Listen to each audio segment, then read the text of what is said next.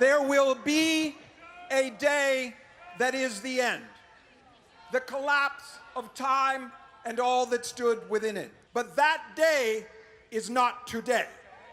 To witness this moment, to witness this man.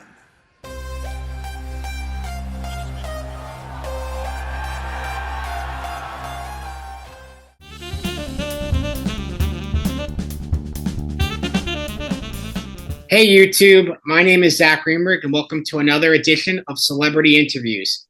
I never could have imagined that I would be giving an intro to the greatest introduction giver on the face of planet Earth. In 1997, this man co-founded Major League Eating Organization and has since been a pillar of its holy community. Without him, Nathan's hot dog eating contest would just be a casual meal. Each year, he reaches to the heavens and proclaims the word of God to announce each and every graceful competitor. I give you the Master of All Ceremonies, the one and only George Shea. Thank you very much. Thanks so much for being here with me today. So to start off, do you think you can give a little bit of your backstory, where you're originally from, and the beginning of your career? I know you were a press agent for Coney Island competition and leading up to you becoming an American icon in competitive eating.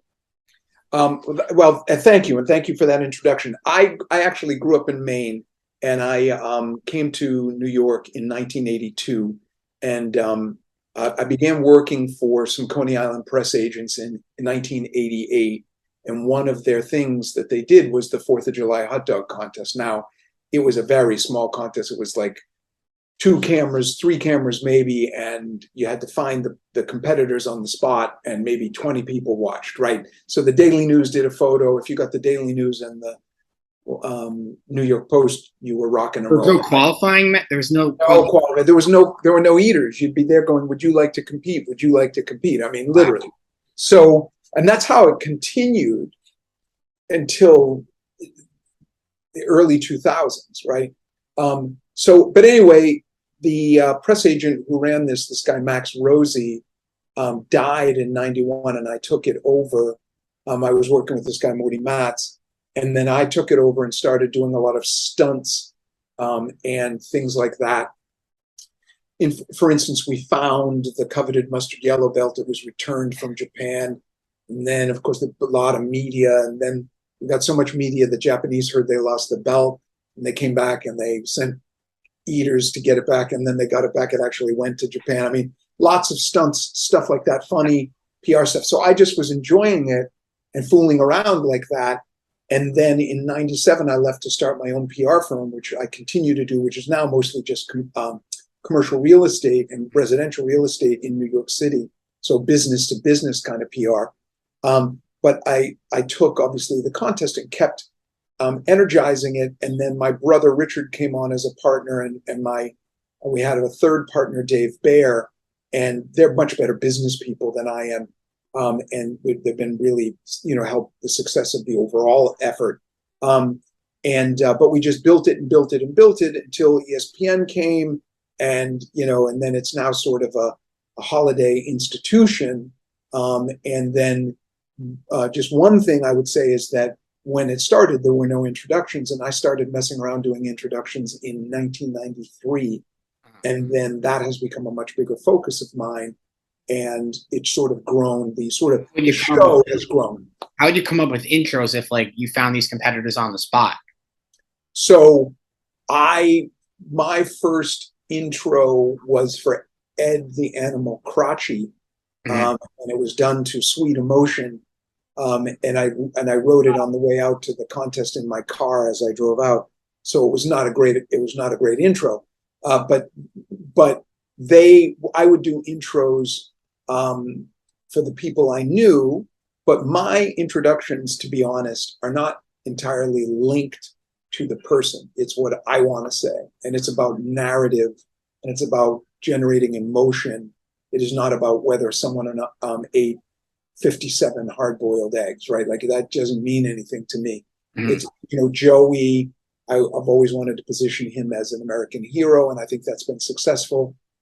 And other people, it's for comedic effect or what, right? Like, it's just fanciful. But it's not so much linked it's maybe linked to the personality of the person, but I go to contests now and I don't even know who's going to be there. And sometimes I don't know the person, and I have a bunch of intros, and I know that it will be funny or that it will be compelling. And so it's in some ways, not entirely, but in some ways it's intro first. Gotcha. That makes sense. So I got to ask, I know you're not wearing it right now, but what's the backstory behind the boater hat, your iconic boater hat? Well, so the presentation that we do, and there's now sort of an entire show, but there never was. We just sort of built that up over time. And on the 4th of July, it's a 2.5-hour show, right? Or a 2+ hour show. Mm-hmm. But it never was. It was just, it just roots back to Coney Island. So the presentation we do is like apocalyptic preacher, sports commentary, and Coney Island Barker, right? Come see the two-headed baby, So the hat is really Coney Island. It's a nod to the history of Coney Island. And this guy, Max Rosie, would wear a white styrofoam boater that he bought for $1 kind of thing. And then I invested in a $200 actual straw boater. And then that has become really associated with what we do. And we have other hosts, obviously, who do Major League Eating events, because we do about 45 a year. And we just all wear the hat. And if you wear the hat, you're just that guy in the hat, right? Doesn't matter who you are. It's interesting that it went from like Coney Island to like becoming like branded with Major League Eating. Right. Well, and it's because very few other people would wear a goofy, awkward hat like that. So, but it's funny. In some ways, it's become so associated with the 4th of July and this whole theme that it's no longer just that hat, which is a stiff, awkward hat from the teens and 20s. It's kind of like the vibe of competitive eating, which is just, just this big, huge energy vibe and very distinct. So in a way, the hat has been an important part of what we do. Wow.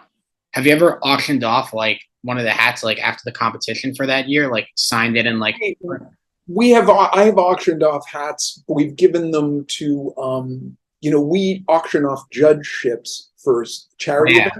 Yeah. And so like that we have, but mostly, I've got like 3 or 4 hats that are just knocking around in my closet, which have seen better days. And I've given away hats, but generally I will get like 4 years out of a hat, and then it's just dead. Yeah. Sam Barkley, who's one of our hosts, has had the same hat forever, and it has this beautiful patina of sun. It's not light; it's this dark, rich, I guess burnt sienna kind of color. Is beautiful because he's kept it very well. Mine are all broken up. Wow. Okay, so moving on to the actual competition. So before the 2000s, the record for the most hot dogs eaten was just over 25, and that took 12 minutes. Today, Joey Chestnut is eating 76 hot dogs, more than 3 times that, in 10 minutes. So it's 2 minutes less. So where do you think the sport will be in 10, 20 years? Do you think anyone's ever going to surpass Joey's record? Do you think it's going to keep on improving? It's a very interesting question. So when I started, first year, 1988, Jay Green ate 13 hot dogs to win the 4th of July contest. It went up to 19 and 21, right? So Frank De La Rosa ate 21 in 91. And then it went to 22, 23. Then Ed Croce did 24. They're all in the 90s now. And then Hirofumi Nakajima did 26. He was from Japan. He took the belt back. And then Kazutoyo Arai ate, 25 and 1/4, 25 and a half, something like that. It was Kobayashi in 2001 who was rumored to be able to eat 35. And we go, no one could ever eat 35. And then he blew everybody away by eating 50. And then no one thought he would ever be beaten And then Joey came along and beat him again, and then Kobayashi quit. And keep in mind that Kobayashi's the greatest number that he ever ate was like 63, 65, maybe 66, but something like that in 12 minutes, as you mentioned. Right. Joey is now eating 76 in 10 minutes, right? Very different, very different. I do not think, unless we found someone who was literally a giant, right? Someone 8 feet tall, literally, I'm talking about like someone just with enormous stature, 7, 8 feet tall, who really practiced. I don't see how you beat Joey, because Joey has a very big frame. He's not going to eat 100. I think he's essentially at his cap. In practice, I've heard, we discourage actively practice, obviously, at home kind of thing. Don't do this at home, which I would strongly urge, by the way. I would strongly urge anyone who's watching this, don't do an eating contest at a bar or at a frat party or at anything ever, unless it's a real contest with a paramedic there. You know what I mean? Really important, that it's sometimes people frivolously and recklessly hold these events. When we do it, it's in a controlled environment, and we recognize the risk and we try to mitigate that as much as possible, obviously. So, but anyway, at home, Joey has said he's eaten north of 80, but never in competition in 10 minutes. Really? Because it's much harder out in the sun. The hot dogs have been sitting. They can't get perfectly fresh, not too hot, not too cool hot dogs for, Joey's going to eat 60. You've got 500 of these hot dogs out there. So there has to be a tightening up. They're harder to eat, that kind of thing. So I don't see in competition someone going really north of where Joey's going, unless they are physically in a different position than he is. Mm-hmm. But besides for even Joey being the best, it's also interesting that the person who came in last place this year ate 20 hot dogs. And you even go back, you were just saying that this guy, Arai, he ate 20, like the record was 25 in 12 minutes. Like he would come in last place pretty much now, which is interesting. Oh, 100%. 100%. Now we do have great eaters from Japan, Max Suzuki, who can eat 45. And, we've got folks from England and Brazil who can eat in that 40 range. But you can't get to the contest unless you're eating 20, 25 hot dogs. I don't know who it was who ate 20. Do you recall who it was who ate 20? I don't remember. Anyway, I don't dispute it. What I'm saying is that is a low number for the 4th of July. Generally, you'd have to be 20, 24, 25, 26. That's just on the men's side. On the women's side, I saw the last place ate 4. Yeah, well, the women's side is not as developed. You have Miki Sudo, who can eat 48. Miki can eat 48. Michelle Lesko, 32. And then you have a lot of people in the 20s, but you also have people who are just not like in single digits. Yeah.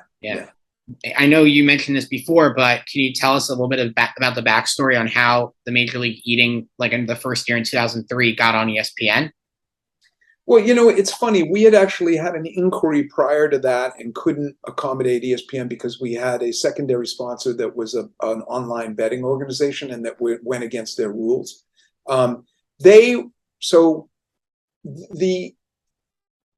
The popularity of the contest grew very dramatically in the 90s when I hadn't started my own firm. And we used to be in the alley behind Nathan's or beside Nathan's.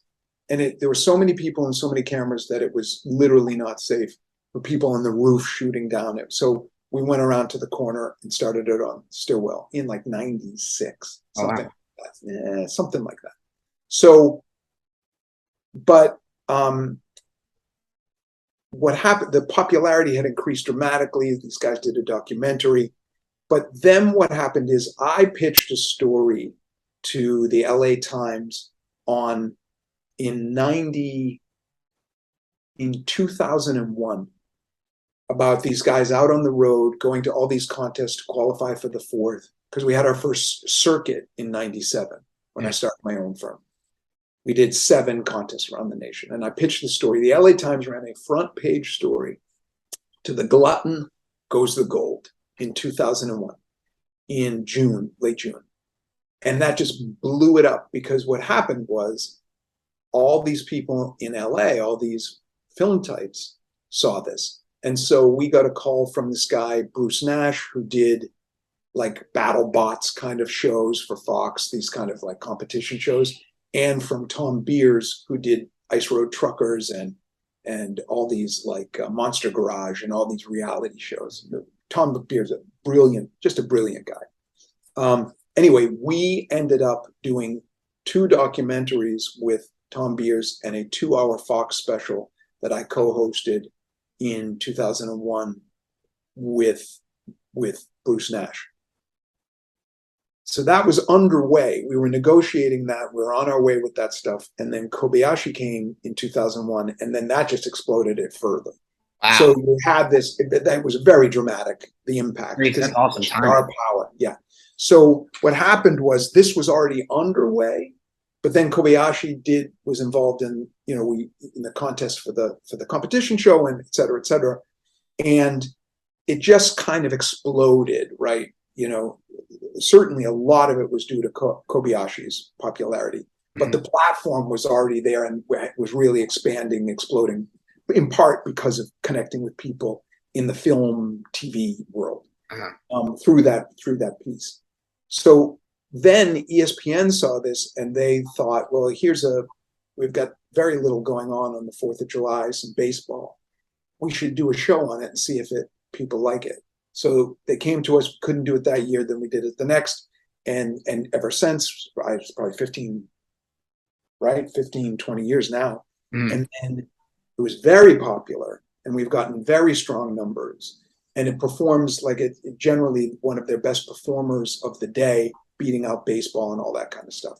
And so it consistently generated a lot of, and now it's an institution where you have a lot of families who grew up sort of, let's put on the hot dog contest, and and they just watch it every year as something to do, or they watch it that night.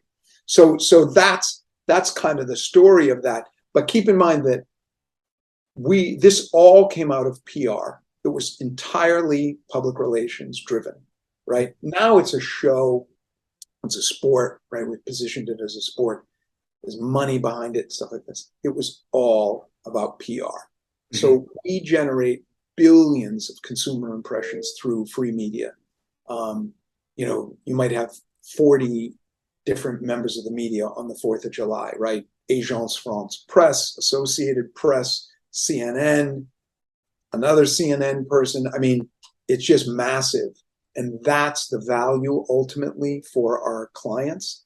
And then the rest of it, the show, the introductions and all of that, was made to support that, right? Because eating itself is just boring, right? If you didn't have a host pounding the table and, oh my God, it would just not be anything. And there's no there. I take that back. There is there. There is Joey Chestnut eating 76 hot dogs. Let me just be clear that those numbers have been critical. Joey's prowess and Kobayashi's prowess has been critical to making this a spectacle, right? If everybody was still eating 14 hot dogs, it wouldn't happen. So the performance of those guys is critical. It is the fundamental thing. But the show and the hoopla and the spectacle is really the vibe. And that's what's driven together. That's what's driven the media exposure, and the media exposure is the goal. So everything came from that. Wow. So it all comes together, like every little piece makes it into a whole story. So you said that like the competition takes place on July 4th, where there's not really much else going on except for, baseball. But what I think is interesting about the hot dog eating contest is that baseball and most other sports usually start at 1 p.m. Eastern time. But on pretty much every holiday, there's not really anything that goes on in the morning. So I've always wondered, why is it there's only a hot dog contest there's only a hot dog contest on July 4th. Maybe, on Easter, you have an Easter egg eating competition, and, 7-Eleven have a Slurpee drinking contest, and pretty much every holiday, in the morning, you can have a nationally televised contest. But so we have done that. Ice cream on Memorial Day, chicken wings on Labor Day, uh, um, turkey obviously on the Wednesday before Thanksgiving. So we have done that, and we have done shows that have been we did when there was Spike TV, with lots of different ones, all these different channels, cable channels, and we would do shows. But nothing has caught on like the 4th of July.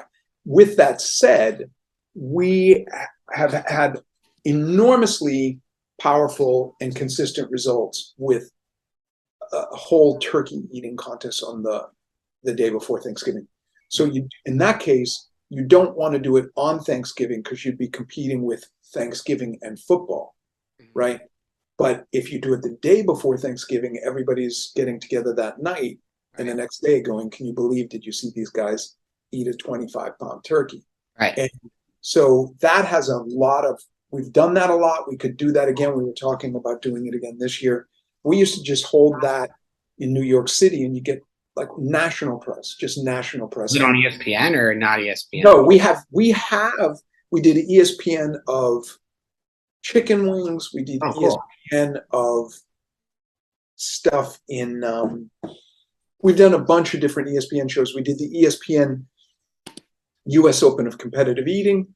We've done ESPN shows for specific holidays and stuff like that, but nothing, they've all been successful. Nothing caught on like the 4th of July. The 4th of July is a very special place. Hot dogs, 4th of July, the beach, summer fun, silliness. Yeah. So that's the vibe there. And now it's not even about, do you go out and tell people about it and get people excited in the media? They come to you. They come to us. So it's an institution. It's a holiday institution, which has enormous value. Wow. That's interesting. Is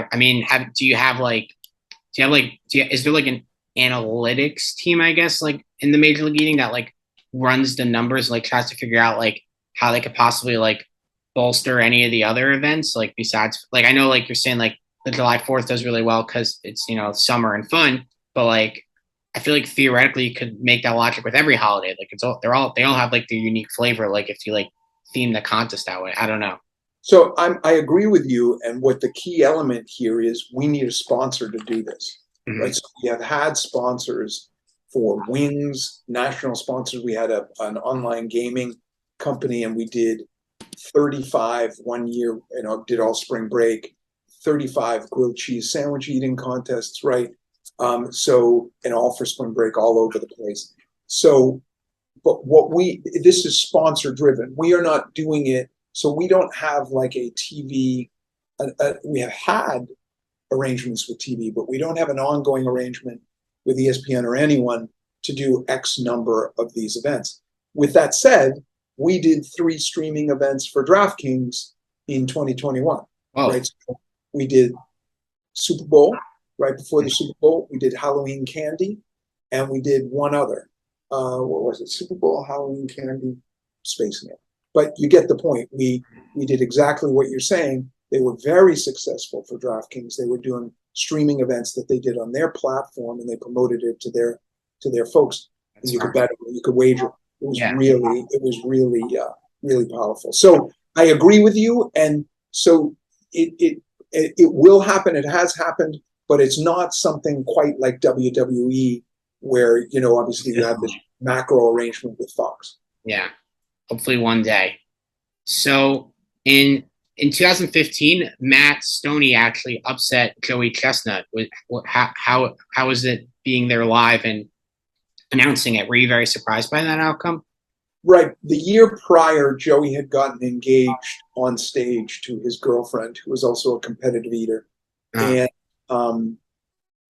their relationship broke up just a couple of weeks before the 4th of July. And I think it was devastating to Joey. I don't want to speak on his behalf, right? Yeah. But my recollection and understanding was that obviously it had a big impact on him. And he was just not mentally prepared, I'm guessing, for that contest. And he was beaten. So for the drama, not for Joey, but for Matt and the drama, it was amazing, right? And then we had the rematch, and Joey came back hard, right? And last year, Matt beat Joey Chestnut and knocked him down. But there are no white flags in San Jose, and he came back stronger than I have ever seen before. With 70 Nathan's Famous hot dogs and buns, a Coney Island record, former 8-time champion of the world, the once and future king, Joey Chestnut! And so, as I said then, the only force that can knock down Joey is love itself, right? So he is just an incredible competitor. So, but it was very dramatic, and it was great to have that competition. Now Joey's really competing against himself. You know what? And I see on my screen that we only have a few minutes left. Yeah. So maybe one last question and we'll wrap it up because I think we have 4 minutes left. Okay. One question. I got to pick the best one. Okay. So recently, like a few years ago, you starred in the documentary, The Good, the Bad, and the Hungry. So can you tell us about being part of that film, who approached you to be on it, and what were some of the highlights of being in the film, and what does it mean for you now? I don't know if you know, but it recently got added to Disney Plus, where millions of children around the world are probably watching it. Well, that came through ESPN. It was part of their 30 for 30. Yeah. And, it was great. I played the bad guy. I played the heel, right? Yeah. And they made me out to be the bad guy. And you had a nice ending, though, when you apologize. You had a great ending. Yeah, but it was, look, the one thing that I really object to in that documentary, it's all good, right? It's great. It's great. But that she made the audience out to be racist against Kobayashi, and it's just not the case, right? Up to and including they positioned it when I introduced him with boos, but the boos were added because you could go on YouTube and see the same introduction and they're cheering. Wow. Right. So I thought that, you need a narrative, and she wanted to make me the bad guy, the evil promoter. I'm fine with that, right? I mean, give me Vince McMahon all day long. I love it. I was playing it up. In fact, I had some lines on there that were really, really, really heel lines that she didn't even use. But regardless, I objected strongly to this idea that the audience was racist and that Kobayashi was mistreated because he never was. Yeah, I never got the vibe. Someone's a victim. Kobayashi. I feel like people think he's a hero. He's not an American hero, but people think he's really cool. He is cool. He has enormous star power. And what I said, and then I got all kinds of nasty texts and tweets about this, because I said he's a champion. He's one of the greatest champions ever, but he's not. Someone had said, is he the American champion? I said, he can't be an American. He lives in Japan. He speaks Japanese. He's representing Japan, and he's the champion. Now he lives in America, but then he did not. And I got all this, you're a racist. How could you ever say that? Well, he's not an American. Would you say that a British tennis player is the American champion? You wouldn't. In this day and age, you can't say anything without being, railed on. But it was, it's a great documentary in many, many ways, tells the story. A lot of it's, let's face it, anytime you watch a documentary, someone's going, it's like a thesis in a high school paper. You're jamming things in to make your thesis point, right? So whatever, it's fine. But it was a great honor, to be in 30 for 30. And I thought it elevated the sport a lot. So, regardless of whether or not it was accurate, which I don't think most documentaries are, right? You hear about Roger and Me with Michael Moore saying, I can't get this guy to interview with me. And the guy offered to be interviewed 10 times and Michael Moore wouldn't take the, it's just silliness like that. But I think we're less than a minute left on our dropping off, but I want to thank you very much for having me on. I really appreciate it. Yeah. Thank you so much, George. This was amazing. And maybe we'll do a part 2 one day, who knows, but either way, this was amazing. And thank you so much. And all the best of luck with running the Major League Eating, and looking forward to watching many more hot dog competitions. Rock on. Thank you so much for having me. Appreciate it.